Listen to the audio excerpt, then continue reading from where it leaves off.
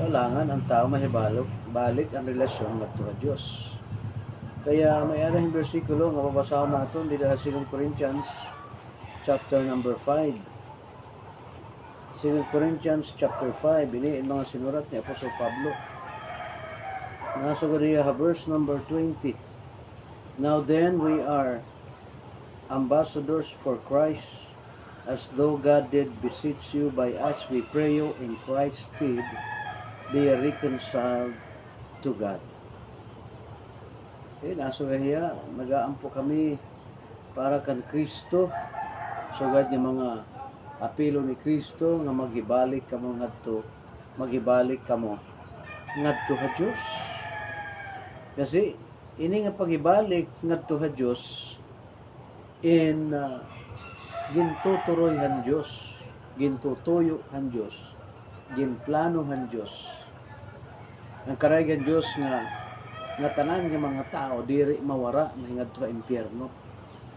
Kaya para mahibalik ang tao ngadto sa Dios, amo ito nga may John 3:16. For God so loved the world that He gave His only begotten Son, that whosoever believeth in Him should not perish but have everlasting life.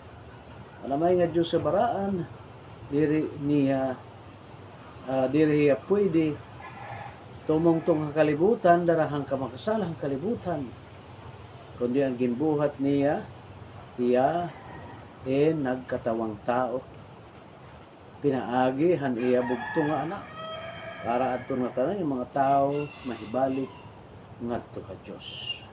Ito ang ginsisiran din ang Bible nga the ministry of reconciliation.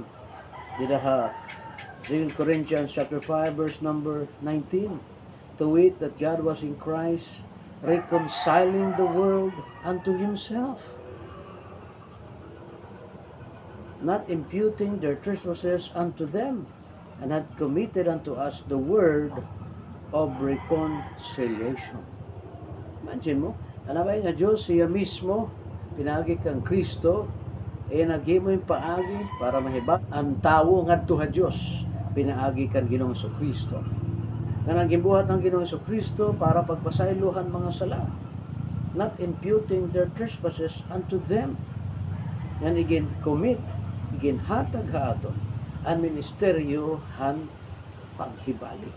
Sanglit sa rendida niya, mga tinawag kita nga mga ambassador of Christ. Ibig na ambassadors, kitain mga kinatawan, kitain mga tinaglawas ni Kristo para ang kaluwasan ng Diyos mahibalik ngadto mga katawuhan. Ang sangkayan, kung ikaw diri pa nabalik ngadto sa Diyos, balik na yan. Oras na para mamati ang Bible. Oras na para mag-Bible study. Oras na para sumimba. Oras na para talikuran ang mga kasalanan. Oras na para talikuran ang relihiyon. Oras na para lumuhod ka nga kan Kristo mismo. Paano ka makapabati ang pulong ng Diyos? Dito ka kadto itong mga tao nga nagkakaputhan Bible. Ang mga nagwawali ang Bible. Diri nagwawali hin mga sistema, hin mga reliyon, hin mga gin-invento, hin mga katawuhan, kundi ang mismo ang Bible ang ira iginwawali. Ini nga yung preacher nagwawali ang Bible. Ini nga simbahan na akong tinitigdungan. Amo itong tigdungan hang kamatuuran ang pulong ng Diyos. Ang mga apostol, amo itong ira iginkan hiliwat pagwali han mga pulong ng Diyos. Kaya ini nga Bible, mga isinurtihan mga apostol, para hikita mahibarohan kaluwasan.